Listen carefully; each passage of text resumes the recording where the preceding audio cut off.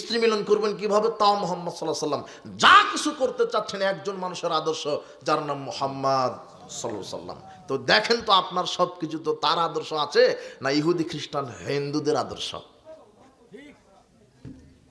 সব জায়গাতে আপনার ইহুদি খ্রিস্টান হিন্দুদের আদর্শ, বিজাতিদের আদর্শ। অফিস আদালত কোর্ট কাচারি শিক্ষাঙ্গন অর্থনীতি সমাজনীতি রাজনীতি যা কিছু করছে মুসলমান, সংসদ ভবন চলে না ইংরেজদের আইন ছাড়া।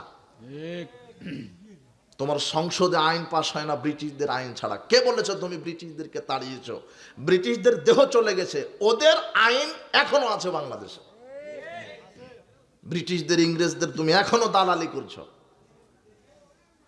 তুমি ইহুদি খ্রিস্টানরা এখনো দালালি করছো।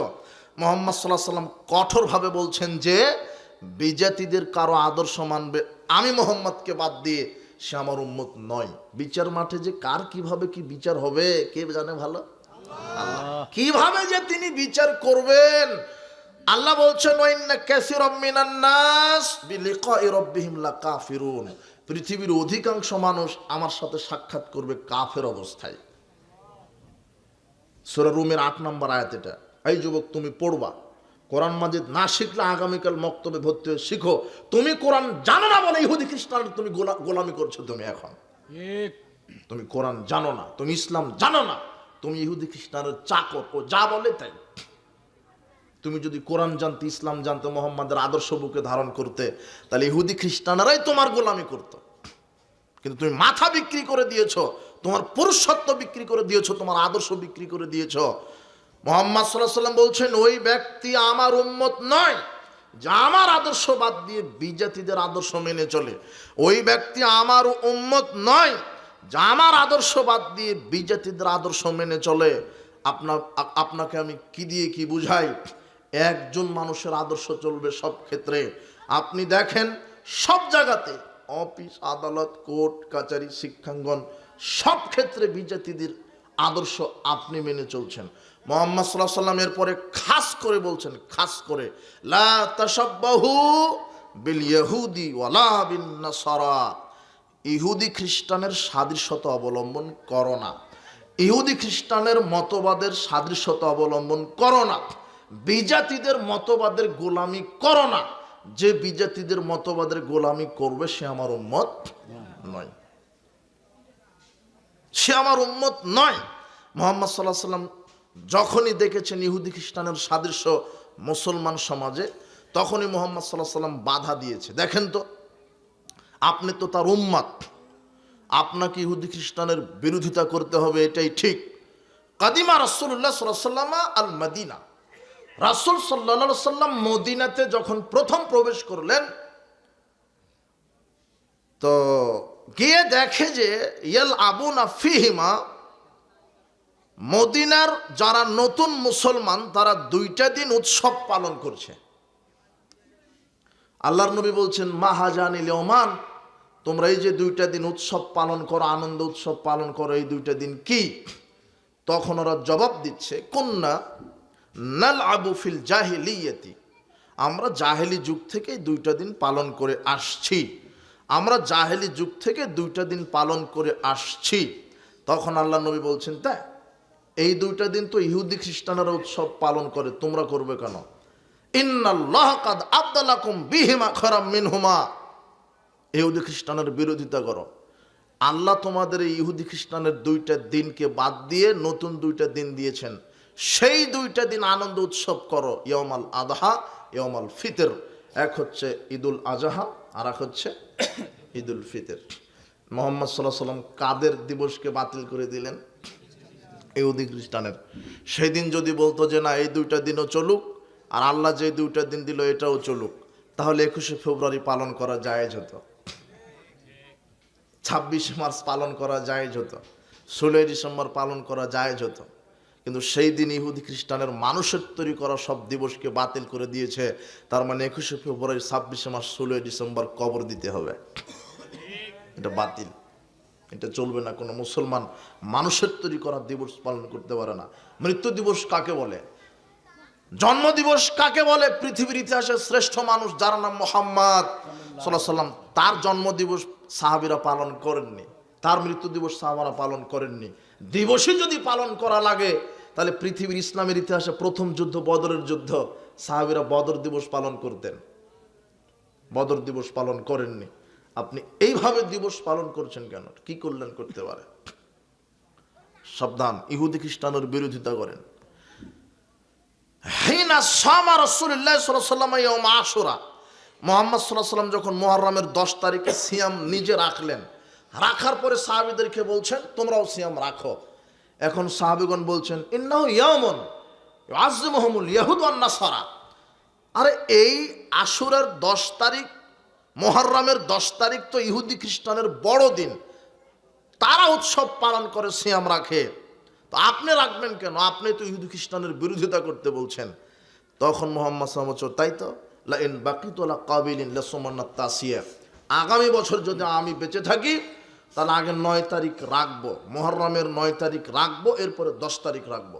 বলেন তো 9 তারিখ রাখবে না কেন? আগে 9 তারিখ রাখবেন কেন? 9 তারিখ রেখে ইহুদি খ্রিস্টানদের ঠেকাবে, বিরোধিতা করবে। মানে ইহুদি খ্রিস্টানের নীতি সহ্য হয় না কার? মুহাম্মদ সাল্লাল্লাহু আলাইহি ওয়াসাল্লামের। আপনি যদি তার উম্মত হন, আপনাকে ইহুদি খ্রিস্টান বিজাতিদের নীতি ঘৃণা করতে হবে। মুহাম্মদ সাল্লাল্লাহু আলাইহি ওয়াসাল্লাম একজন ব্যক্তির মুখে দাড়ি দেখলেন, কিন্তু সাদা, একেবারে সাদা ধবধবে সাদা চোখে পড়েছে। তখন তিনি বলছেন এই ইন্নাল ইয়াহুদা ওয়ান নাসারা লা ইয়াসবুগুন, ইহুদি খ্রিস্টানেরা যদিও দাড়ি রাখে তাহলে তারা সাদা দাড়িতে খেজাব দেয় না, কালার করে না, মেহেদি দেয় না। ফাখালিফুহুম, তুমি ইহুদি খ্রিস্টানের বিরোধিতা করো, সাদা দাড়িতে মেহেদি দিয়ে দাও। এটা কে বলছেন? মুহাম্মদ সাল্লাল্লাহু আলাইহি ওয়াসাল্লাম। ইহুদি খ্রিস্টান যদিও দাড়ি রাখে তাহলে সাদা দাড়ি সাদায় রেখে দেয়, তো কাজেই তুমি মেহেদি দিয়ে পরিবর্তন করো, ইহুদি খ্রিস্টানের বিরোধিতা করো। মুহাম্মদ সাল্লাল্লাহু আলাইহি ওয়াসাল্লাম যেখানে সব জায়গাতে ইহুদি খ্রিস্টানের বিরোধিতা করতে বললেন, সেই মুসলমান আজকে সব জায়গাতে ইহুদি খ্রিস্টানের নীতি মানছে, সব জায়গাতে। এখনো বুঝেননি আমার কথা যে কোনটা ইহুদি খ্রিস্টানের নীতি, ওটা বলার পরে আপনি বুঝতে পারবেন, একটু আপনি ধৈর্য ধরেন। ইহুদি খ্রিস্টানের নীতি, বিজাতিদের নীতি, আল্লাহ তাদের বিরোধিতা করতে বললেন, মুহাম্মদ সাল্লাল্লাহু আলাইহি ওয়াসাল্লাম তাদের বিরোধিতা করতে বললেন।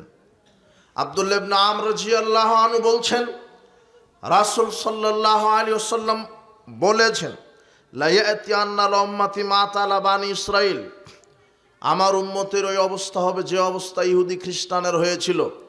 হাজওয়ান্না আলী বিন নাআল, যেমন 2 পায়ের জুতা সমান, ইহুদি খ্রিস্টান যেমন হবে মুসলমান উম্মত তেমন হবে, ইহুদি খ্রিস্টান যেমন হবে মুসলমান উম্মত তেমন হবে। এরপর আল্লাহর নবী বলছেন হাত্তা ইন কানা মিনহুম মান আতা উম্মাহু আলানিয়া, ইহুদি খ্রিস্টান যদি মায়ের সাথে জেনা করার মতো পাপ করে থাকে, লাকানা ফি উম্মতি মাসনাউ জালিক, তাহলে মুসলমানের মধ্যে বহু মুসলমান থাকবে যারা মায়ের সাথে জেনা করার মতো পাপ করবে। তার পৃথিবীতে 2টা পাপ মুসলমান করে, যেই পাপের মাধ্যমে মুসলমানেরা মায়ের সাথে জেনা করার মতো পাপ করছে। একটা হলো সুদের পাপ। আল্লাহর নবী বলছে আর রিবা সাবনা জুজান, 1 টাকা সুদ খেলে 70 রকমের পাপ হয়, 1 টাকা সুদ খেলে 70 রকমের পাপ হয়। আইসারুহা আয়ানকা রাজুল উম্মাহু, সুদের সবচেয়ে ছোট পাপ নিজের মায়ের সাথে জেনা করা। সবাই জানে যে সুদী ব্যাংকে চাকরি করছে মহাজন, ও মুসলমানের বাচ্চা, ও জানে এই হাদিস, মানে না। জনগণ জানে, রিক্সা চালক, ভ্যান চালক, চাকরিজীবী সবাই জানে, কিন্তু সবাই সুদ খায়, ব্যাংকের সাথে জড়িত। ব্যাংক থেকে লোন নিয়ে বাড়ি করেছে, ও বাড়ি হারাম। ব্যাংক থেকে লোন নিয়ে রিক্সা চালিয়েছে, রিক্সা কিনেছে, রিক্সা হারাম। ব্যাংক থেকে লোন নিয়ে পানের দোকান দিয়েছে, দোকান হারাম। ব্যাংক থেকে লোন নিয়ে আপনার গাড়ি কিনেছে, ওই গাড়িটা হারাম, এটা সুদ। ব্যাংকের লোন সুদ। ব্যাংক থেকে লোন নিয়ে ব্যবসা করছে, বলছে এই যে মোটর সাইকেলের শোরুম, 5 কোটি টাকা ইনভেস্ট করা হয়েছে, টাকা কোথায় পেয়েছেন? তো ব্যাংক থেকে লোন নিয়েছে, ওর ব্যবসা প্রতিষ্ঠান হারাম। কথা বোঝা যায়নি মনে হয়? ওর বাড়িটা হারাম। আর সুদী ব্যাংকে চাকরি করাই হারাম। আপনি গর্বের সাথে বলছেন ছেলেটা ব্যাংকে চাকরি করে, বলবেন বেটা ভিক্ষা করে খায়, ইবাদত কবুল হবে। কিন্তু সুদী ব্যাংকে চাকরি করে তাহাজ্জুদ পড়লে তাহাজ্জুদের নাকি আকাশে উঠবে না, মাটির নিচে চলে যাবে। কথা বুঝেননি মনে হয়? ভিক্ষা করে খাবেন, ইবাদত কবুল হবে, নেকি কবুল হবে, কিন্তু সুদের সাথে জড়িত থেকে ইবাদত করলে হবে না। দেখেন তো, লক্ষ্য করেন তো, আল্লাহ বলছেন ইয়া আইয়ুহার রাসূল কুলু মিনাত তাইয়্যিবাত ওয়া আমালু সলিহা, হে পৃথিবীর নবী রাসূলগণ, আমল করার পূর্বে পবিত্র রুজি খাও। আগে আমল না, আগে পবিত্র রুজি। আগে সুবহানাল্লাহ নয়, আগে কোরআন খতম নয়, আগে সালাত নয়, সিয়াম নয়, ওগুলি করার পূর্বে পবিত্র হালাল রুজি। কোরআন মাজিদে আর একটা আয়াতে বলছেন ইয়া আইয়ুহান নাস কুলু মিম্মা ফিল আরদি হালালান তাইয়্যিবা, হে পৃথিবীর মানব মণ্ডলী, হালাল পবিত্র খাও। কি পবিত্র? আর একটা কথা বুঝেন কিনা দেখেন তো, পৃথিবীতে যতগুলি জিনিস হালাল আছে সব পবিত্র নাও হতে পারে, কিন্তু যেটাই পবিত্র সেটাই হালাল। এই ভাষাটা বুঝলেন কিনা? যেটা পবিত্র সেটাই হালাল, ওটা হারাম হওয়ার কোনো পদ্ধতি নাই। যেটাই পবিত্র সেটাই হালাল, কিন্তু হালাল হলে সেটা পবিত্র হবে না। এই জন্য আল্লাহ বলছেন শুধু হালাল হলে হবে না, ওটা কি হতে হবে? আল্লাহ বলছেন ইবাদত করার পূর্বে হালাল পবিত্র খাও, ইবাদত করার পূর্বে হালাল পবিত্র খাও। তো হালাল জিনিসটা অপবিত্রতার মানে হতে পারে, হালাল জিনিসটা হারাম হয়ে যেতে পারে। কিভাবে হতে পারে? ওই যে আপনি সিরাজগঞ্জ শাহজাদপুরে গেছেন, সকালে দেখছেন যে পদ্মা নদীর ইলিশ মাছ, টাটকা ইলিশ মাছ, তো ইলিশ কি হালাল না হারাম? ওই যে আপনি শাহজাদপুর বাজারে গিয়েই দেখছেন যে বিশাল বড় মহিষ জবাই হয়েছে, 5 লক্ষ টাকা দামের মহিষ, তো মহিষ হালাল না হারাম? আপনি গিয়ে দেখছেন যে বিশাল বড় গরু জবাই হয়েছে, গরু হালাল না হারাম? হালাল। এখন আপনি বলছেন যে মাছওয়ালাকে যে আমাকে 2 কেজি ইলিশ দেন। কত টাকা কেজি? 4000 টাকা কেজি। 2 কেজি দেন। ইলিশ হালাল, ইলিশটা হালাল, আপনি বলছেন 2 কেজি দেন। কয় টাকা? 4000। কিন্তু পকেট থেকে যে টাকাটা বাইর করে দিলেন, এটা হলো সুদের, এটা হলো ঘুষের, এটা হলো দুর্নীতির, এটা হলো চুরি করা। এখন ওই ইলিশটা আপনার কুকুরের মতো খাওয়া হারাম। কেন হারাম কুকুরের মতো খাওয়া? টাকাটা কি হারাম। হুজুর মসজিদে বলেছে ইফতার দিয়ে খেজুর দিয়ে ইফতার করা সুন্নাত। এখন খেজুর কিনলেন সুদের টাকা দিয়ে, মরা পর্যন্ত সিয়াম রাখলে সিয়ামের নেকি কবুল হবে না। হুজুর বলছে যে সুবহানাল্লাহ ওয়া বিহামদিহি বললে প্রথম আসমানার প্রথম জমিনের মাঝের জায়গাটা নেকিতে পরিপূর্ণ হয়ে যায়। সুবহানাল্লাহি ওয়া বিহামদিহি, মান ক্বালা সুবহানাল্লাহি ওয়া বিহামদিহি তামলানে মা বাইনাস সামাওয়াতি ওয়াল আরদ। সুবহানাল্লাহি ওয়া বিহামদিহি বলে প্রথম জমিন থেকে নিয়ে প্রথম আকাশ ফাঁকা জায়গা সব নেকিতে পরিপূর্ণ হয়ে যায়। কিন্তু সুবহানাল্লাহ বলতে বলতে যদি মঞ্চের উপরে জায়নামাজের উপরে যদি বমনও করে দেন, আর জুব্বাটা যদি ঘুষের টাকাতে হয়, তাহলে এক নেকি হবে না। এখনো বোঝা যায়নি মনে হয়? আবু হুরায়রা রাদিয়াল্লাহু আনহু বলছেন রাসূল সাল্লাল্লাহু আলাইহি ওয়াসাল্লাম বললেন ইন্নাল্লাহা তাইয়্যিব লা ইয়াকবালু ইল্লা তাইয়্যিবা। আল্লাহ নিজে পবিত্র, তিনি পবিত্র ছাড়া কিছুই কবুল করেন না। আল্লাহ নিজে পবিত্র, তিনি পবিত্র ছাড়া কিছুই কবুল করেন না। ওয়ান্নাল্লাহা আমারাল মুমিনিনা বিমা আমারা বিহিল মুরসালিন। আল্লাহ নবীদেরকে যে আদেশ করেছেন, মুমিন নারী পুরুষকে একই আদেশ, ইবাদত করার পূর্বে হালাল বৈধ রুজি। এটা মুমিনদের উপরে আদেশ, নবীদের উপরেও আদেশ। সুম্মা যাকারা রাজুলা ইতুল সাফারা আশআসা আকবারা। এরপরে মুহাম্মদ সাল্লাল্লাহু আলাইহি ওয়াসাল্লাম সাহাবীদেরকে বলছেন, শোনো সাহাবীগণ, একজন ব্যক্তির ঘটনা বলি। ব্যক্তিটা ছিল মুসাফির। অন্য হাদিসে বলছেন 3 শ্রেণীর মানুষের দোয়া আল্লাহ ফেরত দেন না। কয়জন ব্যক্তির দোয়া ফেরত দেন না? 3 শ্রেণী। এক, পিতামাতা যদি সন্তানের জন্য দোয়া করে কি হয়? কবুল। কোন মাজলুম যদি আল্লাহর নিকটে দোয়া করে কি হয়? কবুল। মুসাফির যদি আল্লাহর কাছে দোয়া করে কি হয়? কবুল। কিন্তু এই ব্যক্তিটা মুসাফির। আল্লাহ নবী বলছেন চুলগুলি এলোমেলো, গায়ে ধুলামনিল, উস্কো খুস্কো চেহারা, ইয়ামুদ্দু ইয়াদাইহিল সামা। লোকটি অসহায় হয়ে বিপদে পড়ে আল্লাহর কাছে 2 হাত তুলে দোয়া করছে। একে তো মুসাফির, একে তো 2 হাত তুলেছে। আল্লাহর নবী বলছেন কেউ যদি 2 হাত তুলে আল্লাহর কাছে চায়, আল্লাহ ওই দুই হাতকে খালি হাতে ফেরত দিতে লজ্জাবোধ করেন। আল্লাহর কাছে চাইলে দুই হাতে চাইবেন। যদি মনে করেন যে তাড়াতাড়ি কবুল হতে হবে, তখন এইভাবে নয়, একেবারে এইভাবে তুলে দিবেন। কথা বুঝেন নিব না? যদি মনে করেন যে তাড়াতাড়ি কবুল হতে হবে দোয়া, তাহলে ঘুম থেকে উঠে রাত 2টা 3টায় আল্লাহকে বলবেন, আল্লাহ আমাকে এই দাও। আল্লাহ নিজে বলছেন, পৃথিবীতে মানুষের কাছে চাইলে মানুষ বিরক্ত হয়, 2বার 3বার যেত তার কাছে যেতে হয়, তার কাছে যেতে হয়। কিন্তু আল্লাহর কাছে গিয়ে চাইলে, আল্লাহর কাছে চাইলে আল্লাহর কাছে যেতে হয় না। আল্লাহ বলছেন, তুমি চাও আমি তোমাকে দেওয়ার জন্য সপ্তম আকাশ থেকে প্রথম আসমানে আমি নিজে নেমে আসবো, শুধু তোমাকে দেওয়ার জন্য। ইয়ানজিলু রাব্বুনা তাবারাকা ওয়া তাআলা ইলা সামায়েদ দুনিয়া কুল্লা লাইলাতিন হিনা ইয়াবকা সুলুসুল লাইলিল আখির। আল্লাহর নবী বলছেন, তোমাদের প্রতিপালক প্রত্যেক রাত্রে সপ্তম আকাশ থেকে প্রথম আসমানে নেমে আসেন, এসে বলেন, মায়াস্তাগফিরুনি ফাগফির লাহু, কে ক্ষমা চায় ক্ষমা করব। মায়াস আলুনি ফাউতিয়াহু, কে আমার কাছে কিছু চায় আমি দিয়ে দিব। কে কোন বিপদে আছে, কেস কাবারি ঋণগ্রস্ত আছে, কার পাপ আছে, কার কি লাগবে আমার কাছে বলো, আমি দিয়ে দিব, আমি দেওয়ার জন্য এসেছি।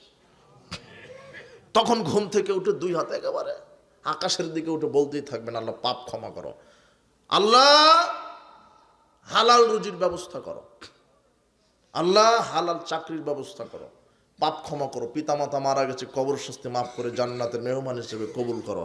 এইভাবে দোয়া করবেন। দুই হাত উত্তোলন করে দোয়া করলে ওই হাত খালি হাতে ফেরত দিতে কে লজ্জা পান? আল্লাহ। তো এখন এই মুসাফির দুই হাত তুলেছে, আল্লাহ তো লজ্জাবোধ করবেন, এক তো মুসাফিরের দোয়া কবুল হয়। কিন্তু আল্লাহর নবী আফসোস করে বলছেন, আহা, লোকটা মুসাফির, দুই হাত উত্তোলন করে দোয়া করেছে, এটা ঠিক, মাতআমু হারাম, কিন্তু তার পেটের যে খাদ্যটা ছিল সেটা ছিল হারাম। ওয়ামালবাসু হারাম, তার শরীরের পোশাকটা ছিল হারাম। ওয়ামাশরাবু হারাম, তার পানি ছিল হারাম। ও গুজিয়া বিল হারাম, তার গাড়ি, তার বাড়ি, তার ব্যবসাটা ছিল হারাম। ফান্নাস্তাজাবুলি জালেক, তার দোয়া আল্লাহ কিভাবে কবুল করবে? কথা বুঝেননি মনে হয়? উপায় নেই। যদিও কান্নাকাটি করে করে বমনও করে ফেলে, তার দোয়া কবুল হবে না। কেন? তার পোশাকটা কি হারাম, তার চাকরিটা কি হারাম, তার মোটর সাইকেলটা কি। তুমি বলছো যুবক বলছো এটা শ্বশুরে দিয়েছে, শ্বশুরে মোটর সাইকেল দিবে কেন তোমাকে? বিচার মাঠে কবর থেকে উঠে তোমাকে ঘাড়ে মোটর সাইকেল নিয়ে উঠতে হবে, ওটা যৌতুকের মোটর সাইকেল, সকালে ফেরত দাও, বরং শ্বশুরকে আর একটা কিনে দিও। যা আপনি আপনার মেয়েকে 20 বছর প্রতিপালন করেছেন, দিন শিক্ষা দিয়েছেন, উপহার হিসেবে আমি আপনাকে মোটর সাইকেল দিলাম, এটা পুরুষ। আর তুমি বিবাহের দিনে হা করে আছো যে শ্বশুর মোটর সাইকেল দিবে, এটা হলো কাপুরুষ। তোমার বাপ আরো বড় হা করে আছে, হলো আর এক কাপুরুষ। বাপ বেটা ভিক্ষা করে মোটর সাইকেল কিনো, তারপরে বিবাহ। যৌতুক হারাম। বিবাহের দিনে মেয়ের বাপের 1 টাকা খরচ হবে, এটা শরীয়ত মিথ্যা হয়ে যাবে। মেয়ের বাপের 1 টাকা খরচ নয়, সব ছেলের কবুল করে নিয়ে গিয়ে পরের দিন ওয়ালিমা করতে হবে। কি করতে হবে? ধনী দরিদ্র ফকির মিসকিন সবাইকে দাওয়াত দিবে। তুমি আবার এত ফকির ওলিমার দিনে সব ধনীদেরকে দাওয়াত দিয়েছো, গরিবদেরকে দাওয়াত দেয়নি কেন? ওরা তোমাকে ভিক্ষা দিতে পারবে না তাই। 2টা গরু জবাই করে, 2টা বলছে, তোমার বাপ বলছে 2টা জবাই করেছি 5 লক্ষ টাকা দিয়ে। 5 লক্ষ টাকা দিয়ে 2টা গরু জবাই করে চেয়ার টেবিল নিয়ে ওখানে বসে আছে যে কে কে ভিক্ষা দিবে ওটা লিখে রাখবে। হারামখোর, তুমি যে ভিক্ষুক। আর যাদেরকে তুমি দাওয়াত দিয়েছো ওরা টাকা দেওয়ার ভয়ে দাওয়াতও খাবার যায় না, গেলেই 1000 দিতে হবে। এটা হলো, এটা সিস্টেম হলো। ওরা দাওয়াত খাবার তোমার জন্য দোয়া করবে, বারাকাল্লাহু লাক ওয়া বারাকা আলাইকুম জামা বাইনাকুমা ফি খাইরিন, দোয়া করবে। খাওয়ার পরে দোয়া, বোঝেননি মনে হয়? এমনিতেই কেউ যদি মনে করো উপহার দিব, একটা কোরআন মাজিদ, একটা তাফসির, একটা বই, তুমি ভিক্ষুকের মতো বসে আছো কেন? কে দিবে? ওদিকে শ্বশুরের কাছ থেকে নিলে আবার জনগণের কাছ থেকেও নিচ্ছ, তোমার চেয়ে বড় ভিক্ষুক আর কে হতে পারে? হারাম খাবে না, অবৈধ খাবে না, অপবিত্র জিনিস খাবে না, তাহলে ইবাদতের নেকি কবুল। এটা হলো জাহেলিয়াত। সুদ হলো জাহেলিয়াত, বলছিলাম সামাজিক জাহেলিয়াত। ঘুষ হলো জাহেলিয়াত। ভালো ভালো মানুষ ঘুষখোর, ভালো ভালো মানুষ ঘুষ খায়। দাঁড়ি আছে, টুপি আছে, জুব্বা আছে, আলখাল্লা আছে, ইনকাম ট্যাক্স অফিসে চাকরি করে তোমার বাপ, পাসপোর্ট অফিসে চাকরি করে, ভিসা অফিসে চাকরি করে, খুব ভালো মানুষ বসে আছে, কিন্তু ঘুষ ছাড়া জনগণের সার্ভিসই করতে রাজি নেই, হারামখোর। অবাক। আপনি বলছেন যে ওই মাহফিল থেকে জুতা চুরি হয়েছে, ও হলো কে চোর বা এত বড় চোর কে আসলো, চোর জুতা চুরি করেছে, ও চোর নয়। ও যে জুতা চুরি করেছে সে চোর নয়। ও জুতা চুরি করেছে হয়তো বা ওই 100 টাকার জুতা 50 টাকাতে বিক্রি করে একটু বিড়ি সিগারেট কিনে খাবে, এই জন্য চুরি করেছে। ও বড় চোর নয়। বড় চোর বসে আছে সেক্রেটারিয়েটে, পিয়ন হয়ে যারা 400 কোটি টাকার মালিক, এরা হলো বড় চোর। যারা সেক্রেটারিয়েটে বসে আছে, পিয়নই যদি 400 কোটি টাকার মালিক হয়, তো তোমার এমপি কি খবর? তোমার এই শাহজাদপুরের চেয়ারম্যানের ভোট করতে 1 কোটি টাকা খরচ করে, এদেশের চেয়ারম্যান 1 কোটি টাকা ভোটের সময়তে খরচই করে 50 কোটি চুরি করার ধান্দাতে। অবাক। অথচ নির্বাচন করতে 1 টাকা খরচ হবে, এটা ইসলাম নয়। ইসলাম হচ্ছে সিলেকশন। তুমি ভুল বুঝেছো, ইলেকশন নয়, প্রতারণা। আমি আপনাকে একটু সামনের দিকে বলার চেষ্টা করব, সব ক্ষেত্রে জাহেলিয়াত, প্রতারণা। উপস্থিত বৈঠকের মুসলিম দিনী ভাই বোন, মুহাম্মদ সাল্লাল্লাহু আলাইহি ওয়াসাল্লাম বলছেন, ইহুদি খ্রিস্টান যদি মার সাথে জেনা করে থাকে, মুসলমান করবে। কোন পাপের মাধ্যমে করে? সুদ। 1 টাকা সমান 36-12-এরও বেশি জেনা, তাও তোমার ভাবির সাথে নয়। কার সাথে? তুমি যদি বুঝে, তোমার জাতি যদি বুঝতো, আল্লাহ ভীতি যদি থাকতো, তাহলে এদেশের মুসলমান সুদ খেত না। কেউ আল্লাহকে বুঝে না। সুদের পাপের শাস্তি ভিন্ন রকম হবে। মৃগী রোগী বোঝেন কি? মৃগী রোগ, মৃগী রোগ বলে একটা রোগ আছে, যখনই ওটা স্পর্শ করে একেবারে কাতরাতে কাতরাতে মাটিতে গড়াগড়ি দিয়ে দিতে, পানিতে পড়ে মরে শেষ। মৃগী ব্যারাম, বোঝেননি কথা? অনেকে জুতা শুকায় নাকি, শুকালে কি হয়? ভালো হয়। কিন্তু কেউ নাই, আপনি যাচ্ছেন, মৃগী রোগ ধরেছে, মাটিতে গড়াতে গড়াতে আপনার কাছে মাটি আর পানি এখন কোনো বিবেক নেই, পানিতে পড়ে ডুবে মারা গেলেন। মানে ওর কোনো হিতাহিত জ্ঞান নাই। আল্লাহ বলছেন, যারা সুদখোর, বিচার মাঠে তারা উঠবে জিনে ধরা রোগীর মতো। কি ধরা রোগীর মতো? জিনে ধরা। কোনটা ভালো কোনটা খারাপ এই বিবেক থাকবে না, কোনটা জান্নাত কোনটা জাহান্নাম বিবেক থাকবে না। ও গড়াতে গড়াতে একাই জাহান্নামে চলে যাবে। হলো সুদখোর, হলো সুদখোর। আর মারা গেলে কবরের শাস্তি আছে সুদখোরের, রক্তের নদীতে আল্লাহ চুবাবেন। ফেরাউনকে যেমন দুনিয়াতেই চুবিয়েছিলেন, সুদখোরকে আল্লাহ কোথায় চুবাবেন? কবরে। কিসের নদীতে? রক্তের নদীতে। সুদ হারাম। দ্বিতীয় পাপ, আল্লাহ নবী বলছেন, আল খামরুল ফাওয়াহিশ, মদ পান করা অশ্লীল কাজের মূল, মাদক সেবন করা অশ্লীল কাজের মূল। ওয়াকবারুল কাবাইর, মদ হলো কাবিরা গুনাহ, মদ খাওয়া কাবিরা গুনাহ। ফামান শারাবাহা, যে ব্যক্তি বিড়ি সিগারেট জর্দা গুলিয়া বা ফেন্সিডিল গাঁজা হেরোইন প্যাথেডিন শ্যাম্পেন ভদকা যা খায়, রাসায়নিক হোক আর প্রাকৃতিক হোক, রাসায়নিক হোক আর প্রাকৃতিক হোক, যার ভিতরে নেশা আছে সেটাই হলো মদ। যে ব্যক্তি নিয়মিত মাদক সেবন করলো, ওয়াকালা উম্মিহি ওয়া খালাতি ওয়া আম্মাতিহি, সে তার মা খালা ফুপুর সাথে জেনা করলো। সুদের পাপের চাইতে মদ খাওয়ার পাপ বেশি জেনার দিক থেকে। সুদের পাপের চাইতে মদ খাওয়ার পাপ বেশি জেনার দিক থেকে। সুদ খেলে শুধু মায়ের সাথে জেনা, আর মাদক মুখে দিলে কয়টা নারী? 3টা। দেখেন, 10টা ব্যাটারি দিয়ে আপনি একটা টর্চ লাইট তৈরি করে লাইট দিয়ে দেখেন, সমাজে হালাল খুর পাওয়াই কঠিন। হালাল খুরকে পাওয়াই কঠিন। বাপ খায় সিগারেট, বেটা খায় সিগারেট, ওর হেডমাস্টারও খায় সিগারেট। সমাজে যার বেতন বেশি, তার গাঁজার পাওয়ার তত বেশি। টাকা যার যত বেশি, গাঁজার পাওয়ার তত বেশি। ভ্যান চালক সর্বোচ্চ আকিস কোম্পানির বিড়িটা খায়, ওরটা ইনকাম কম। আর হেডমাস্টার ও 50,000 টাকা বেতন পায়, ও বলছে আকিস কোম্পানি খেলে হবে অন্তত ব্যঞ্জন ছুঁই, যেটা কুকুরে খায় না। তোমরা বাপ বেটা খাও, বাপ বেটা খাও, সিগারেট বিড়ি জর্দাগুল খাও। সিগারেট বিড়ি জর্দাগুল কুকুরের সামনে দাও, কুকুর পেশাব করে দিতে রাজি আছে, তবু মুখে দিতে রাজি নেই।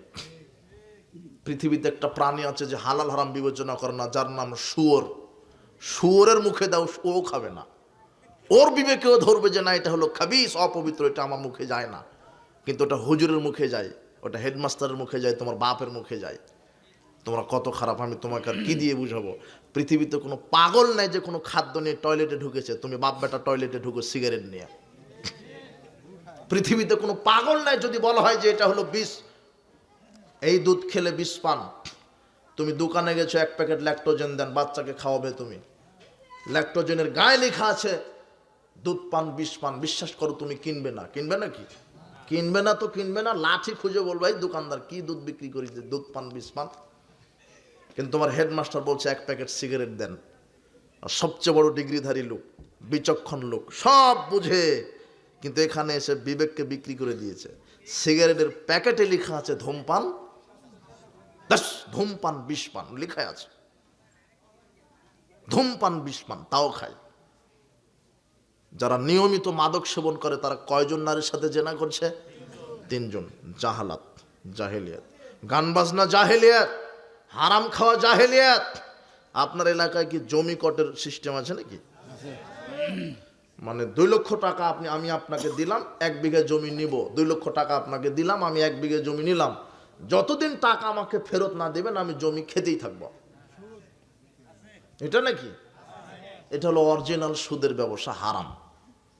ওই জমিতে ফসল ফলিয়ে ফসল বিক্রি করে খেয়ে ইবাদত করলে ইবাদতের নাকি কবুল হবে না। খাই খালাসি জায়েজ, কন্ট্রাক্ট জায়েজ, লিজ জায়েজ। মানে আমি আপনার 1 বিঘা জমি 10,000 টাকা দিয়ে 1 বছরের জন্য নিলাম, 1 বছর যা ফসল পাবো আমার টাকার ফেরত পাবো না, কথা বুঝেননি মনে হয়? 1 বছর পরে আপনাকে দিয়ে দিতে হবে, এটা কি জায়েজ। কিন্তু টাকা টাকায় আছে, আহা কত জুলুম, লোকটা টাকাও দিতে পারে না, জমিও পায় না, অথচ ও মালিক। 20 বছর ধরে খাচ্ছেন আপনি 2 লক্ষ টাকা দিয়ে, টাকা টাকায়। 20 বছর পরে জমি নিতে গেলে কয় লক্ষই দিতে হবে? অবাক কথা। সকালে এটা লেনদেন করে দিবেন, ব্যাংকের সাথে যে সম্পর্ক আছে লেনদেন করে দিবেন। ছোট ছোট ব্যবসা করো, ঘুষ খায়ও না, সুদ খায়ও না। বক্তব্য আপনার পক্ষে যাবে এটা ভাবলেন কি করে? তাহলে সেটা তো বক্তব্য হলো না। আমি যদি বলতাম যে সুবহানাল্লাহ বললে নেকি হয়, তখন আপনি ঠিকই সুবহানাল্লাহ বলতেন, কিন্তু পাঞ্জাবিটা ঘুষের, তাহলে আর নেকি হতো না। আপনার যেন নেকিটা টিকে, এই জন্য আমার বক্তব্য। আপনি তাসবি টিপে কি করবেন যদি নেকি না টিকে? অবাক কথা হলো। ছোট ছোট ব্যবসা করেন, ছোট ব্যবসা, ছোট্ট একটা মুদির দোকান দেন, এরপরে বড় মুদির দোকান দেন, এরপরে ওই দোকান থেকে মোটরসাইকেলের শোরুম দেন, বড় ব্যবসা করেন। আগে ছোট থেকে শুরু করেন, ব্যবসা করেন। চাকরি নামে দাসত্ব ছাড়েন, চাকরি নামে দাসত্ব ছাড়েন। তোমার 8 পাশের মন্ত্রী আর তুমি হলো বিসিএস ক্যাডার, তুমি হলো বিসিএস ক্যাডার, তুমি সচিব। 8 পাশের মন্ত্রী, ওকে তুমি বলছো sir sir sir sir sir sir sir sir sir, কথা বুঝুনি মনে হয় তুমি? এর নাম হলো চাকরি। ও মাত্র 5 বছরের জন্য আছে, আর তোমার চাকরি তোমার বয়স শেষ হওয়া পর্যন্ত, 67 বছর পর্যন্ত তোমার বয়স, চাকরির বয়স। তারপরও তুমি গোলামি করছো, মানে ওকে সার সার সার সার না করলে আপনার চাকরি টিকবে না। এটা হলো গোলামি।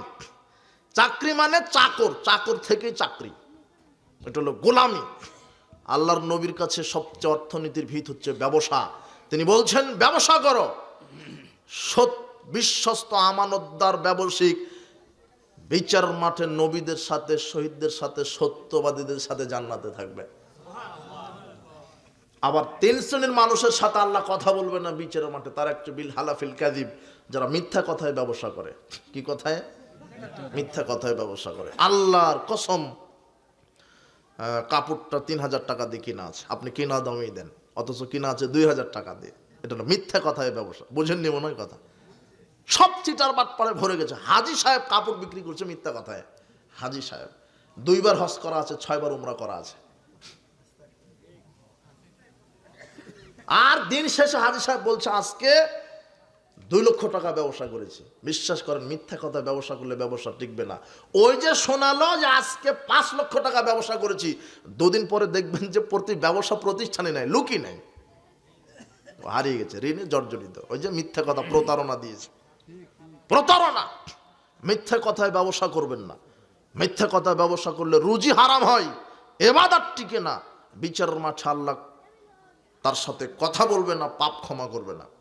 উপস্থিত বৈঠকের মুসলিম দিনী ভাই বোন, সামাজিক জাহেলিয়াত, সুদ ঘুষ দুর্নীতি জেনা ব্যভিচার, সামাজিক জাহেলিয়াত, মদ পান করা, গান বাজনা শ্রবণ করা সামাজিক জাহেলিয়াত। তুমি তোমার বিবাহ, হুজুর আসলো, মেয়ের বাপ, 2 জন সাক্ষী, সব ঠিক আছে ইসলামের তরিকায়। 3 রাত ভরে যে গান বাজনা বাজিয়ে তুমি বিবাহ করলে, ওটা কার তরিকায় করলে? কথা বুঝুনি? তোমার যখন বিবাহ হয় তখন আমরা রাস্তা দিয়ে যাওয়ার সময় বুঝতেই পারি না ওটা হিন্দুর বিবাহ না মুসলমানের বিবাহ, বোঝাই যায় না। তুমি 3 রাত ভরে বক্স বাজিয়েছ, কত মুরব্বির তাহাজ্জুদ নষ্ট করেছো, এই অভিশাপ তোমার গায়ে লাগবে না? তাই তো তোমার বিবাহ টিকে না, বউ কথা শোনে না। তুমি বুঝতে পারো না নাকি? তোমার বউ কথা শোনে না, বলেছে গরম পানি, বলছে থ্যাক করে বলছে যে ঠান্ডা পানি খেলে খা, না খেলে না খা। ওই যে বিবাহতেই ভুল হয়েছে, বিবাহতেই ভুল হয়েছে। আর তোমার বাপ বলছে বউ একখান পেয়েছে ইংরেজিতে অনার্স মাস্টার্স, ওটা ইংরেজিতে অনার্স মাস্টার্স নয়, ওটা হলো করোনা ভাইরাসের চেয়ে খারাপ।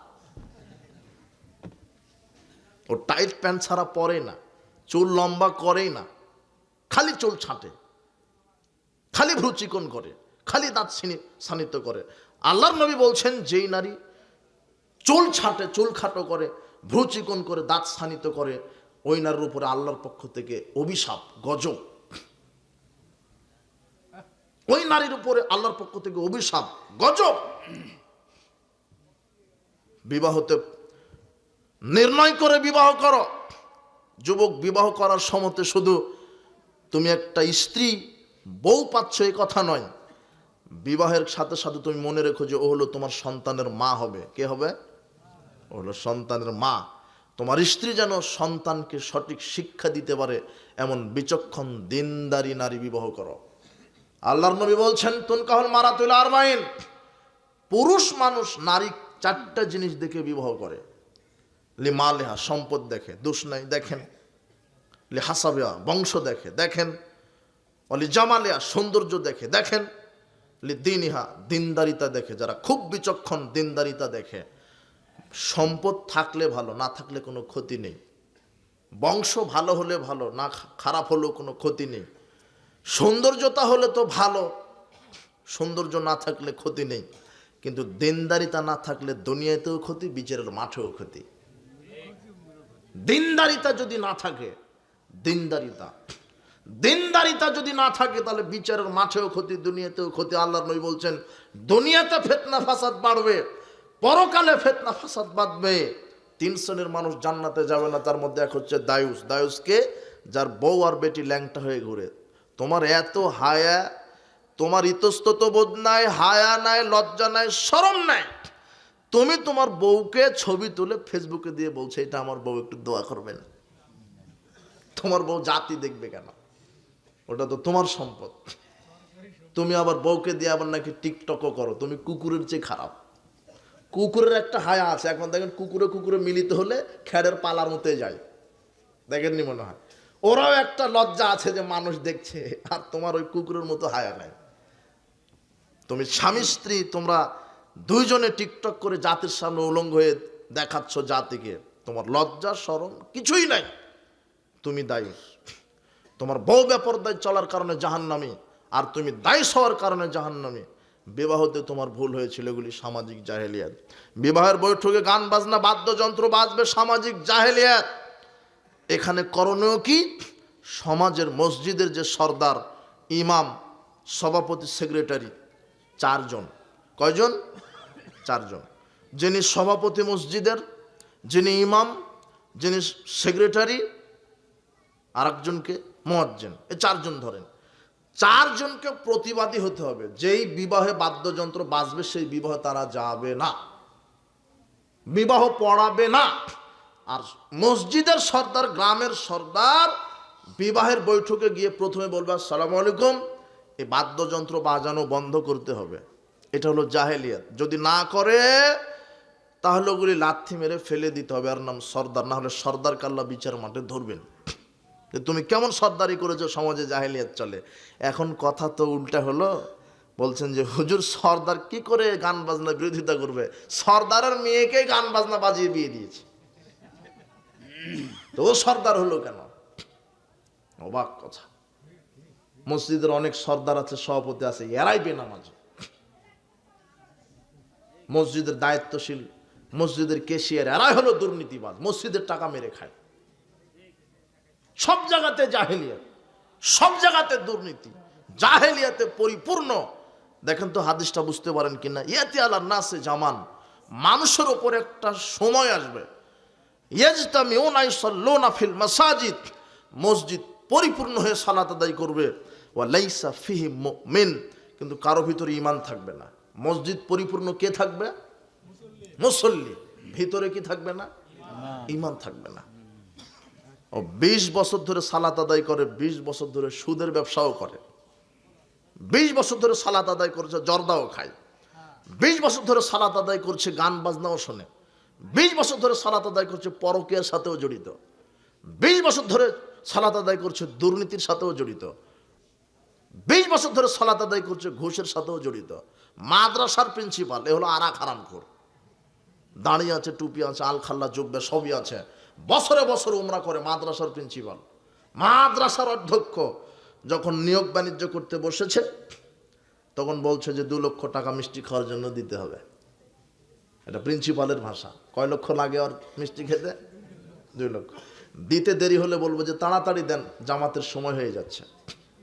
সালাতও আদায় করে। অবাক, কত ভালো ভালো মানুষ দাড়ি টুপি নিয়ে বসে আছে, অফিস আদালত কলকারখানা শিক্ষাঙ্গন সব জায়গাতে, কিন্তু অন্তরটাকে ইবলিশের চেয়ে খারাপ। ঘুষ ছাড়া জনগণের সেবা করে না। এয়ারপোর্টে বসে আছে, ওই পাসপোর্ট অফিসে বসে আছে, ভিসা অফিসে বসে আছে, ইনকাম ট্যাক্স অফিসে বসে আছে। এরা ঘুষ ছাড়া জনগণের কাজই করে দেয় না। এই ফাইলটা এই টেবিল থেকে ওই টেবিলে যাবে না ঘুষ ছাড়া। ওবা, সব জায়গাতে জাহালাতের পরিস্থিতি চলে এসে, জাহেলিয়াত আর জাহেলিয়াত। উপস্থিত বৈঠকের মুসলিম দিনী ভাই বোন, মুহাম্মদ সাল্লাল্লাহু আলাইহি সাল্লাম বলছেন, ইহুদি খ্রিস্টানের বিরোধিতা করো, ইহুদি খ্রিস্টানের নীতির বিরোধিতা করো, আদর্শের বিরোধিতা করো। মান তাশাব্বাহা বিকওমিন ফাহুয়া মিনহুম। আল্লাহর নবী বলছেন, কেউ যদি কোনো জাতির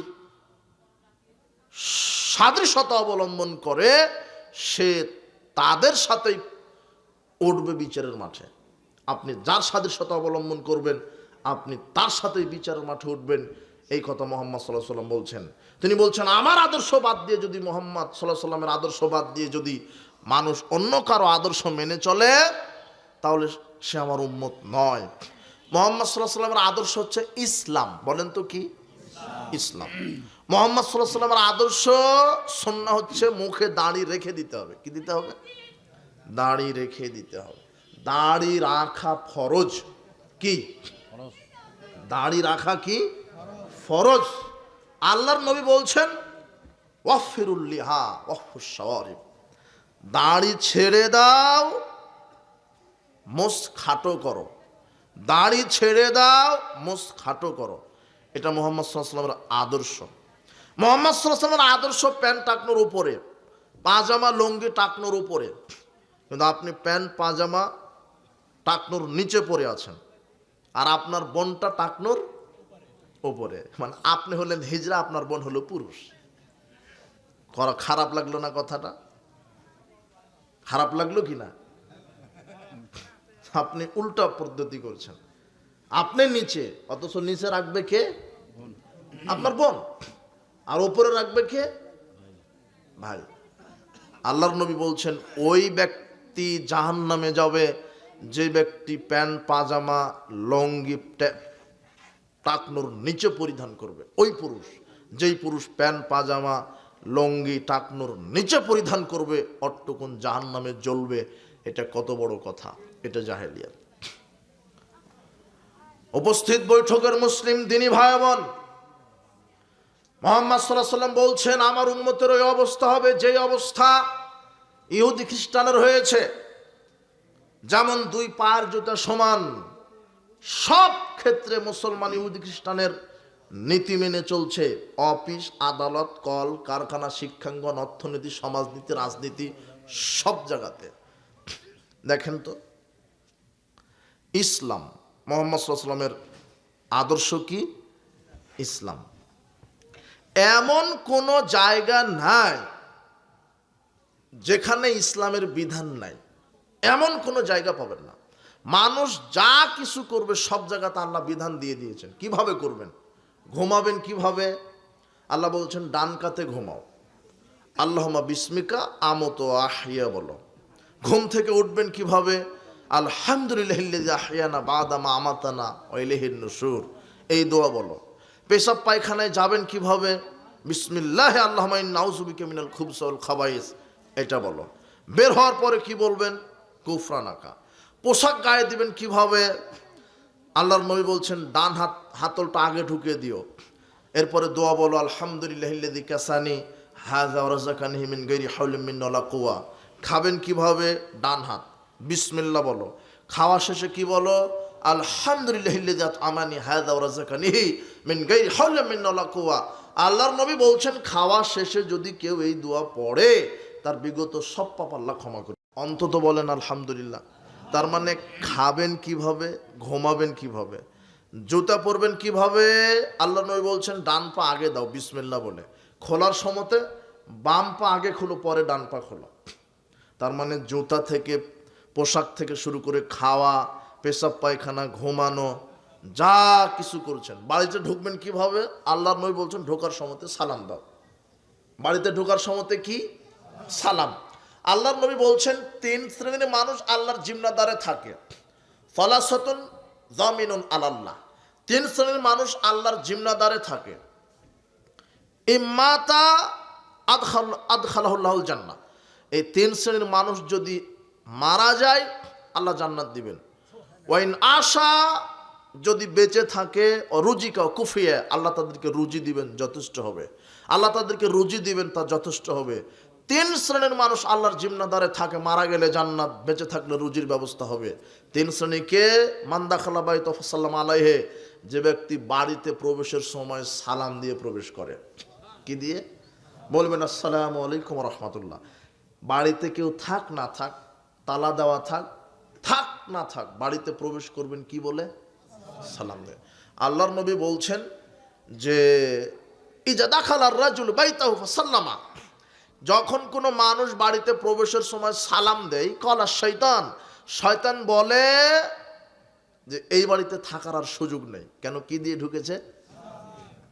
আবার যখন খাওয়ার সময়তে বলে বিসমিল্লাহ, তখন শয়তান বলে থাকারও সুযোগ হলো না, খাওয়ারও সুযোগ হলো না। আর যে ব্যক্তি বাড়িতে ঢুকলো, সালামও দিল না, খাওয়ার সময়তে বিসমিল্লাহ বলল না, তখন ইবলিশ বলে খুব খুশি, সঙ্গী সাথী থাকারও সুযোগ হলো, খাওয়ারও সুযোগ হলো। বিসমিল্লাহ না বলে যদি আপনি ভাত খান, আপনার সাথে কে খাচ্ছে? এই বিশ্বাস কি আছে? আপনার স্ত্রী যদি আপনার বাচ্চাকে দুধ পান করানোর সময়তে বিসমিল্লাহ না বলে, কে খাচ্ছে দুধ? আপনার স্ত্রীকে বলেন যেন বিসমিল্লাহ বলে। শয়তানের আক্রমণ খুব কঠিন। সব জায়গাতে শয়তান, সব জায়গাতে শয়তান, শুধু আপনাকে পথভ্রষ্ট করবে বলে। মুহাম্মদ সাল্লাল্লাহু আলাইহি ওয়াসাল্লাম বলছেন শুধু মানুষের একটা গালে থাকে ৭০টা শয়তান। এটা গালের ভিতরে কয়টা শয়তান? ৭০টা। শুধু আপনাকে পথভ্রষ্ট করবে বলে। মুহাম্মদ সাল্লাল্লাহু আলাইহি ওয়াসাল্লাম বলছেন, এই আল্লাহর নবীর কাছে একজন এসে বলছেন, আল্লাহর নবী, লোকটা ঘুমিয়ে থাকে, সালাত আদায় করে না। লোকটা ঘুমিয়ে থাকে, সালাত আদায় করে না। সকাল হয়ে যায়, ফজরের সালাত আদায় করে না। তখন আল্লাহর নবী বলছেন, শোনো, যে ফজরের সালাত আদায় না করে ঘুমাতেই থাকে, শয়তান তার দুই কানে পেশাব করে দেয়। কয় কানে? যখন দুই কানে পেশাব করে দেয়, শয়তানের পেশাব বের হয় তাহলে কোন দিক দিয়ে? মুখ দিয়ে। বুঝেননি মনের কথা? পেশাব করে দুই কানে, আর বের হয় কোন দিক দিয়ে? মুখ দিয়ে। কার পেশাব? আর এটা মুহাম্মদ সাল্লাল্লাহু আলাইহি ওয়াসাল্লাম বলছেন, যারা সালাত আদায় না করে ঘুমায়, ফজর না পড়ে ঘুমায়, শয়তান তাদের দুই কানে পেশাব করে দেয়। তাহলে এখন কি করবেন? শয়তানকে ঠেকাবেন কিভাবে? সাহাবীদেরকে বলছেন শয়তানকে ঠেকাও। কি? যখন তোমরা ঘুমিয়ে থাকো, শয়তান প্রত্যেকটা মানুষের পিছনে 3টে গিরে দেয়। গিরা বুঝেন কিনা? বাঁধন। হ্যাঁ, গিট্টু দেয়, তাই না? গিট্টু দেয়, 3টে গিট্টু দেয়। দেয় আর বলে, মাথাতে হাত বুলায় আর বলে, রাত অনেক আছে, ঘুমাও, আরো ঘুমাও। আপনি ঘড়িটা দেখছেন 5:30টাতে জামাত, 5টাও, এখনো আধা ঘন্টা আছে, এই বলে ঘুমালেন সকাল 7টা। কথা বুঝেননি না? মানে ওটা শয়তান আপনাকে বললো যে এখনো কত ঘন্টা আছে। ওটা শয়তান বলছে, এটা আল্লাহর নবী বলছেন। ঘড়ি দেখছেন 4:30 বাজে, এখনো 1 ঘন্টা আছে, এই বলে ঘুমালেন সকাল 8টা। কথা বুঝেননি মনে? এখন অনেক রাত আছে, ঘুমাও। আল্লাহর নবী বলছেন যখন সালাতের আজান হবে, ওয়াক্ত হয়ে যাবে, সাথে সাথে উঠে পড়ো, উঠে আল্লাহর নাম নাও, দোয়া বলো, আলহামদুলিল্লাহিল্লাযী আহইয়ানা বাদা মা আমাতানা ইলাইহিন নুশুর। অথবা বলেন লা ইলাহা ইল্লাল্লাহু ওয়াহদাহু লা শারীকা লাহু লাহুল মুলকু ওয়া লাহুল হামদু ওয়া হুয়া আলা কুল্লি শাইইন কাদির ওয়া সুবহানাল্লাহি ওয়াল হামদুলিল্লাহি ওয়া লা ইলাহা ইল্লাল্লাহু আল্লাহু আকবার লা হাওলা ওয়া লা কুওয়াতা ইল্লা বিল্লাহ। আল্লাহর নবী বলছেন কোন ব্যক্তি যদি রাতে ঘুম থেকে উঠে এই দোয়া পাঠ করার পরে আল্লাহর কাছে এখন যা চাইবে আল্লাহ তাই দিয়ে দিবেন। তো আল্লাহর নবী এখানে বলছেন যে ঘুম থেকে উঠে আল্লাহর নাম নাও, মানে ঘুম থেকে ওঠার দোয়া বলো, দোয়া বলার সাথে সাথেই একটা গিট্টু খুলে যায়। এরপর আল্লাহ নবী বলছেন অজু করো, অজু করার সাথে সাথে দ্বিতীয় গিট্টু খুলে যায়। এরপরে যখন জামাতে সালাত আদায় করবেন তখন তৃতীয় গিট্টু খুলে যায়। আল্লাহর নবী বলছেন এই ব্যক্তিটা সকাল করে প্রফুল্ল হৃদয় নিয়ে, আর এই ব্যক্তির উপর আল্লাহ আকাশ জমিনের সব বরকত নাজিল করে দেন। আর যারা সালাত আদায় না করে ঘুমিয়ে আছেন, দুই কানে শয়তান কি করছে? পেশাব। আরো আরো আরো ঘুমাও, আরো অনেক রাত আছে। আর সকাল করে অলস মনে। এই জন্য শয়তানকে ঠেকাতে প্রধান অস্ত্র 5 ওয়াক্ত সালাত জামাতে, মনে থাকবে। এখানে আর একটা কথা বলি যে সমাজে কিছু মোনাফেক মুসল্লি আছে। কি আছে? কোরআন মাজিদে 2টা আয়াত আছে, 2টা আয়াত। ইয়াতাসাআলুনা আনিল মুজরিমিন মা সালাকাকুম ফি সাকার। আল্লাহ পাপীদেরকে জিজ্ঞাসা করবে কি অপরাধ করে জাহান্নামে এসেছ। তখন পাপীরা প্রথম যে পাপের কথা বলবে তারা বলবে যে আমরা নামাজ পড়তাম না। কি করতো না? আচ্ছা, নামাজ না পড়া যে পাপ এটা জানেন কি? কোথায় শুনেছেন? সুদ খাওয়া পাপ, তাই না? জেনা করা কি? ঘুষ খাওয়া কি? চুরি করা কি? জুয়া খেলা পাপ। মদ পান করা, মানুষ হত্যা করা, ওজনে কম দেওয়া, খাদ্যে ভেজাল দেওয়া পাপ। সালাত আদায় না করাও কি পাপ। কিন্তু যে সালাত আদায় করে না ওকে কেউ পাপী মনে করে? সবচেয়ে বড় ভদ্রলোক ও বরঞ্চ বলছে যে আমার সালাত না ঠিক থাকতে পারে, আর কি ঠিক আছে? ঈমান ঠিক আছে। ঈমানই নাই, ঠিক থাকবে কি? আল্লাহর নবী বলছেন বাইনাল কুফরে ওয়াল ঈমানে তারকু সালাত। কুফর এবং ঈমানের মধ্যে পার্থক্য হচ্ছে সালাত। যার 5 ওয়াক্ত সালাত আছে তার ঈমান আছে, যার 5 ওয়াক্ত সালাত নেই তার কি নেই? ঈমান নেই। আল্লাহ অপরাধীদেরকে, পাপীদেরকে বলবেন কি অপরাধ করে জাহান্নামে এসেছো? প্রথম পাপের কথা বলবে আমরা কি আদায় করিনি? সালাত। তার মানে সালাত আদায় না করলে কোথায় যেতে হবে? জাহান্নাম। যে কোনো মূল্যে 5 ওয়াক্ত সালাত, যে কোনো মূল্যে 5 ওয়াক্ত সালাত। আল্লাহ বলছেন আকিমুস সালাতুজ যাকাত, সালাত কায়েম করো। আল্লাহর নবী বলছেন মুরু আওলাদাকুম বিস সালাতি ওয়া হুম আবনাউ সাব'i সিনিন। তুমি তোমার ছেলে মেয়েদেরকে সালাতের নির্দেশ দাও যখন 7 বছর। অদরিবহুম আলাইহা আবনাউ 10 সিনিন। তুমি তোমার ছেলে মেয়েকে প্রহার করে সালাত আদায় করো যখন তার বয়স 10 বছর। কত বছর? 10 বছর ছেলের বয়স, এরপরও সালাত আদায় করে না, আপনি যোগ্য পিতা হতে পারেননি। একদিন স্কুলে যায়নি তাই খুব পিটালেন, আর আজানের পরে মসজিদে যায় না, কিছুই বললেন, আপনি পুরুষ বাপ। পুরুষ সত্য নেই, বুঝেননি মনে হয় কথা। আল্লাহর নবী বলছেন ইয়া মাশারাশ শাবাব মান ইসতাতা মিনকুমুল বাত। যুবক, পুরুষ হলে বিবাহ করো। যুবককে কি হলে বিবাহ করতে বলেছেন? যদি পুরুষ হওয়া বিবাহের দরকার নাই। কেন? বিবাহ করলে বউ আসবে, বউকে চালানোর ক্ষমতা থাকতে হবে, শক্তি থাকতে হবে, ব্যক্তিত্ব ভারত্ব থাকতে হবে। বিবাহের 2 বছর 1 বছর পরে সন্তান হবে, সন্তানের বয়স 5, 7, 10 হলে তাকে আবার চালানোর ক্ষমতা থাকতে হবে, নেতার মতো ভাব থাকতে হবে। মেও মেও করে সংসার চলবে না। আল্লাহ নবী বলছেন আল্লে কাসাকালা বাবেক, যে পুরুষ সে যেন লাঠিটা তার দরজার সামনে ঝুলিয়ে রাখে। কথা বুঝেননি মনে হয়? ওয়ালা তারফা আসাকানহুম আদাবান। 2টা হাদিস আল্লাহ নবী বলছেন যে পরিবার থেকে শিষ্টাচারের লাঠি উঠিয়ে নিও না, আর পরিবারের দরজাতে লাঠিটা ঝুলিয়ে রাখো। এই যুবক, বিবাহ করতে তুমি বের হয়েছ, বিবাহ করতে তুমি বের হয়েছ, যেদিন তোমার বিবাহের দিন সেদিন একটা লাঠি এত বড় কেটে দরজাতে ঝুলিয়ে রাখবে। বউকে বাড়িতে ঢোকানোর সময়তেই বলবা, বউ এই যে দেখো উল্টাপাল্টা হলেই আছে। কথা হাসছেন কেন আপনি? এটা মুহাম্মদ সাল্লাল্লাহু আলাইহি ওয়াসাল্লামের আদেশ। আমার অনুমতি ছাড়া যদি অন্য কারো বাড়িতে যাও, এইটা আছে, শুধু ওটা দেখায় দিবেন। যদি 5 ওয়াক্ত সালাত ঠিক মতো আদায় না করো, এটা আছে।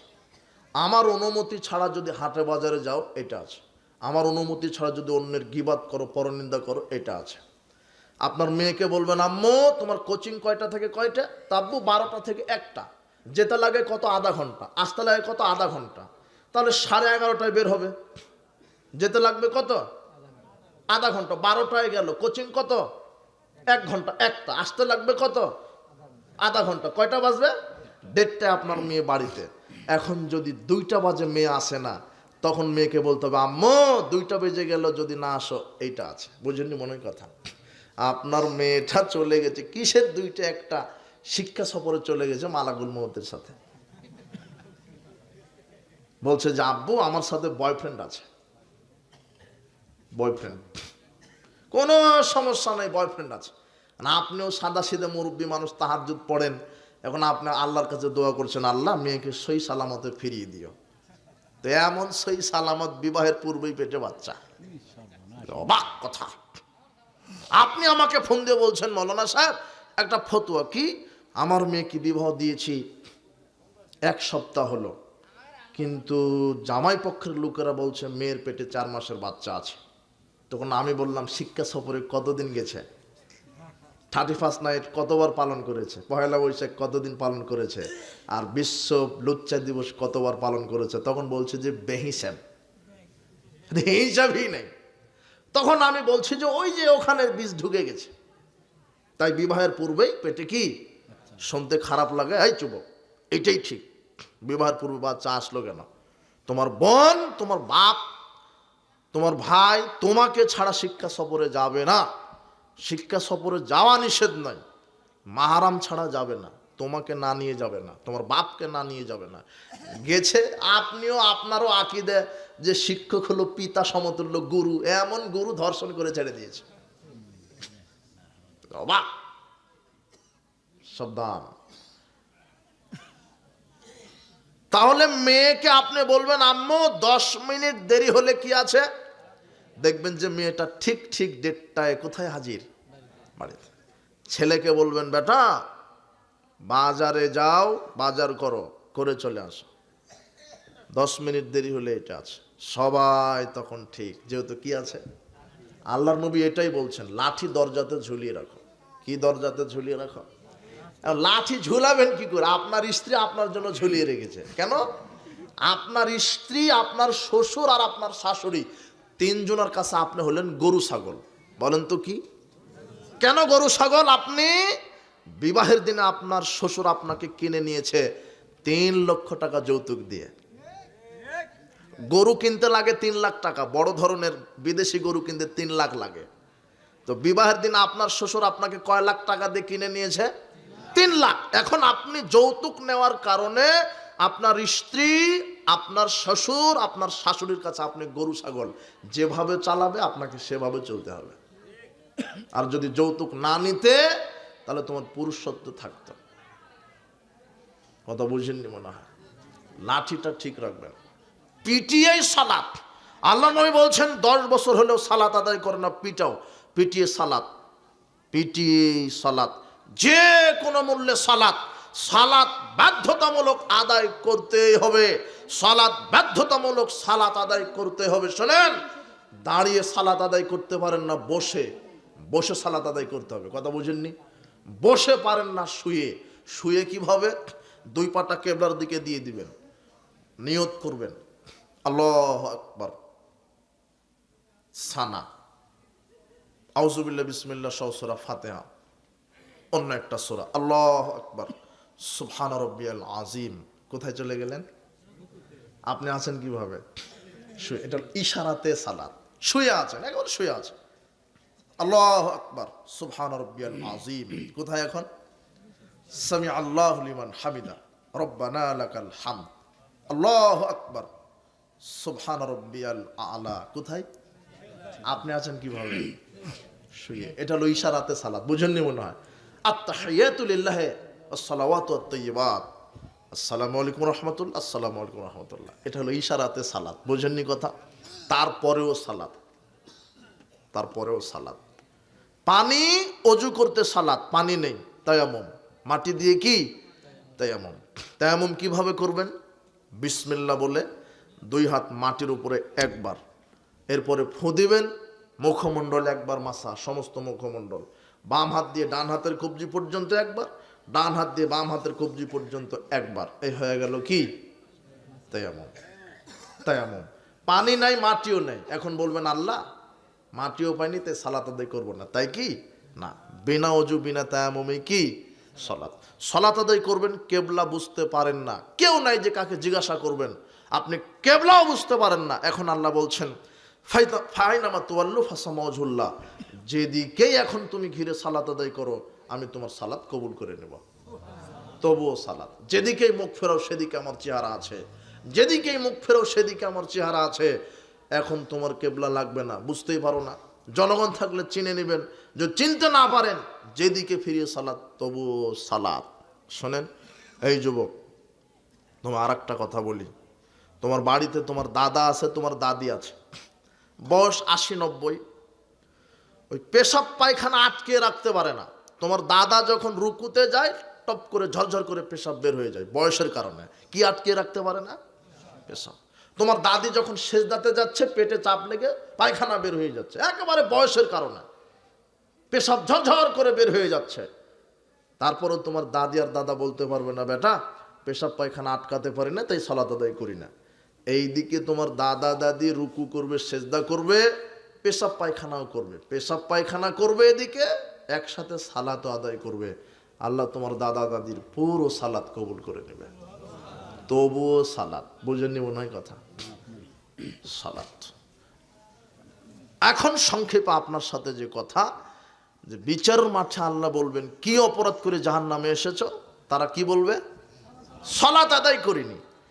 এখন আপনি কি বলবেন দেখেন তো? আল্লাহ বলছেন ফাওয়াইলুল লিল মুসাল্লিন, মুসল্লিদের জন্য ওয়াইল নামক জাহান্নাম।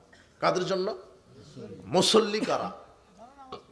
যারা 5 ওয়াক্ত সালাত আদায় করে। কয় ওয়াক্ত? আল্লাহ মুসল্লি। সমাজে 5 শ্রেণীর মুসল্লি বসবাস করে। কয় শ্রেণীর? 1, প্রকৃত মুসল্লি। প্রকৃত মুসল্লিকে যে ঠিক ঠিক 5 ওয়াক্ত মতো জামাতে মসজিদে সালাত আদায় করে আল্লাহর জন্য, এ হলো প্রকৃত মুসল্লি। এটা থাক। 2, মুশরিক মুসল্লি। কি মুসল্লি আছে সমাজে? মুশরিক।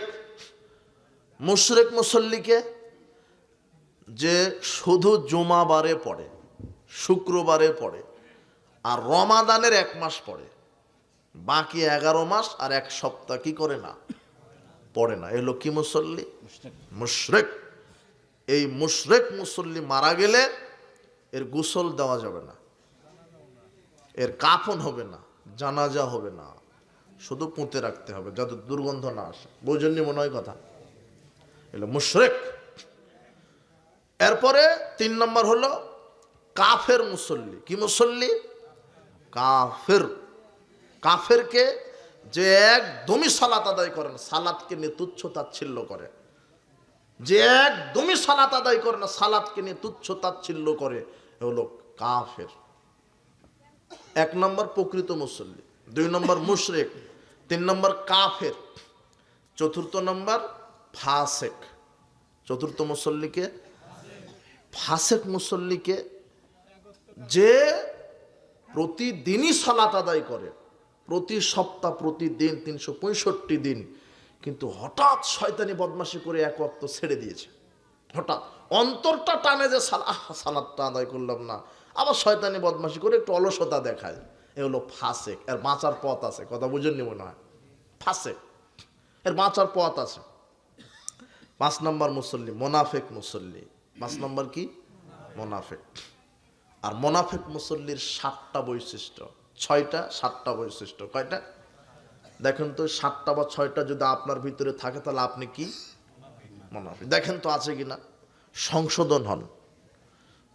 ফাওয়াইলুল লিল মুসাল্লিন, মুসল্লিরাই ওয়াইল নামক জাহান্নাম। সেটা কি? সেটা ওই যে যারা 5 ওয়াক্ত সালাত আদায় করে কিন্তু মুনাফিক। মুনাফিক মুসল্লির 6টা 7টা বৈশিষ্ট্য।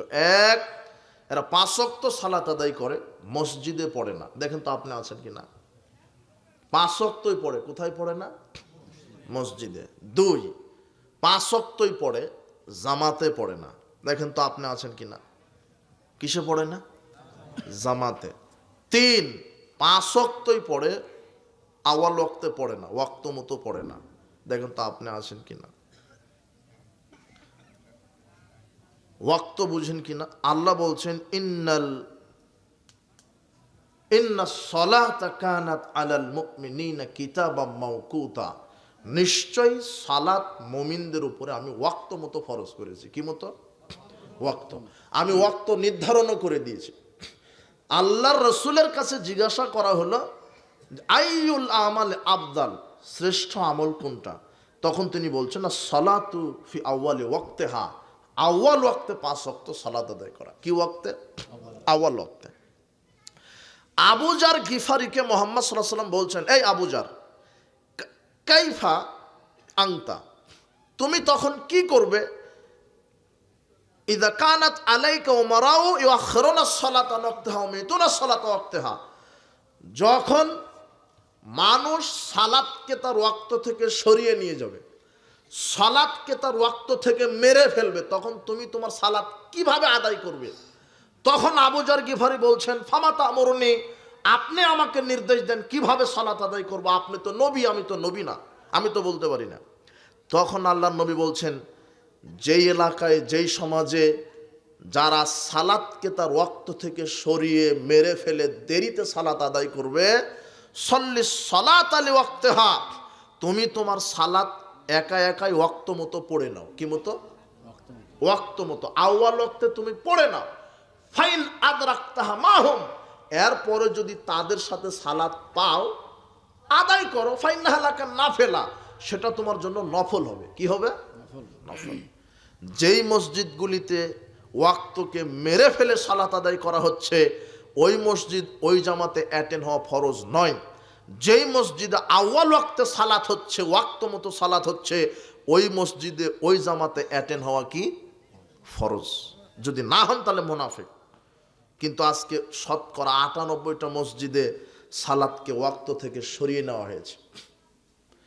জহুরের ওয়াক্ত হচ্ছে আপনার এই শাহজাদপুর সিরাজগঞ্জের সর্বোচ্চ 12টায়। কখন? 12টায়। কিন্তু মসজিদের সভাপতি বলতে একটাই আজান মেরে দে, মানে অর ওয়াক্তে চলবে। কথা বুঝেননি মনে হয়? ওয়াক্ত কখন হলো আর আজান কখন হচ্ছে? আর জামাত হচ্ছে আরো আধা ঘন্টা পরে, 1:30টায়, মানে 1.5 ঘন্টা পরে। এই 1.5 ঘন্টা মানে 1.5 সেকেন্ড আপনার মৃত্যু হতে পারে না? কথা বুঝেননি মনে হয়? এর ভিতরে যদি আপনি মারা যান, ওই বেনামাজি হয়ে আপনি মারা যাবেন। কথা কি বুঝেছেন? সাবধান। ওয়াক্ত হয়ে গেছে 12টায়, আজান হবে কয়টায়? 12টায়। আজান শোনার সাথে সাথে কৃষক, শ্রমিক, চাকরিজীবী, গৃহিণী যা আছে সবাই অজু গোসলের প্রস্তুতি নেবে। কিসের জন্য?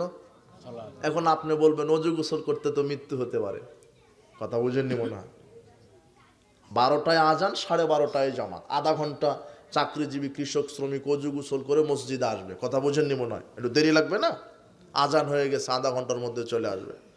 কারণ আপনি বলতে পারেন তো যে আধা ঘন্টার মধ্যে কি হয়ে যেতে পারে, তাহলে ও তো বেনামাজি। জি না, আল্লাহর নবী বলছেন ওয়াক্ত হওয়ার পরে, আজান হওয়ার পরে যে সালাতের প্রস্তুতি নেয়, সে সালাতের মধ্যেই থাকে। গোসল করতে, অজু করতে করতে যদি মারা যান, ওই সালাত আপনি আদায় করেছেন বলে আল্লাহর কাছে প্রমাণিত হয়ে যাবে। কিন্তু আপনি যে বলছেন যে ওয়াক্ত হয়ে গেছে 12টায়, বলছে যে 1:30টায় জামাত, ব্যবসা করতেই থাকি, ডিউটি করতেই থাকি, কৃষিকাজ করতেই থাকি, আর আপনার স্ত্রীও ভাত রান্না করছে আর নিয়তি করছে জোহরটা আসরের সাথে মেরে দিবেন। কথা বুঝেননি মনে হয়? জোহরটা কার সাথে মেরে দিব? আর আপনি ব্যবসায়িক, আপনি ব্যবসা নিয়ে খুব ব্যস্ত, নিয়তি করে ফেলেছেন আসরেরটা সূর্য ডুবার 5 মিনিট আগে মেরে দিবনে। আপনি কি মুনাফিক। ওয়াক্ত হয়ে গেছে, ব্যবসা প্রতিষ্ঠান বন্ধ, চাকরির ডিউটি বন্ধ। অধিকাংশ মুসল্লি ওয়াক্তকে 5 পয়সা দাম দেয় না, নিজের গতিতে সালাত আদায় করে। ও পড়ে নিবনি, আসরের সালাত পড়ে নিবনি, সূর্য ডুবার আগে পড়ে নিব। আর এই দেশে ফজরেরটা এমন সময়তে আদায় হয়, ইমাম সাহেব যদি ভুল করে সৌসিজদা দিতে লাগে সূর্য উঠে যাবে। কিন্তু সাহাবীরা বলছেন আমরা ফজরের জামাত এমন সময় করতাম, জামাত শেষ করে মসজিদের বাহিরে বের হতাম, অন্ধকারে আমরা কেউ কাউকে চিনতে পারতাম না। কথা বুঝেন নেব না, আউয়াল ওয়াক্তে সালাত। কিন্তু যারা এই ফর্সা করে সালাত আদায় করে এরা 11 মাস এরকম করে, কিন্তু রমাদানে এদের মাথা ঠিকই থাকে। এরা এই রমাদানে কি করে না, এরা পাগলামি করে না, করলে সিয়ামি যে বাতিল। কথা বুঝেননি তো? শরীয়ত কি এরকম যে 11 মাস এক পদ্ধতি, তার 1 মাস আর এক পদ্ধতিতে না। আল্লাহ আপনাকে আউয়াল ওয়াক্তে সালাত আদায় করার তৌফিক দান করুন। সালাতের জন্য আজান শর্ত নয়, কি শর্ত বলেন তো? ওয়াক্ত শর্ত। ওয়াক্ত হয়ে গেছে 12টা, আপনি পড়বেন না, আজানের জন্য বসে আছেন 1:30টা পর্যন্ত।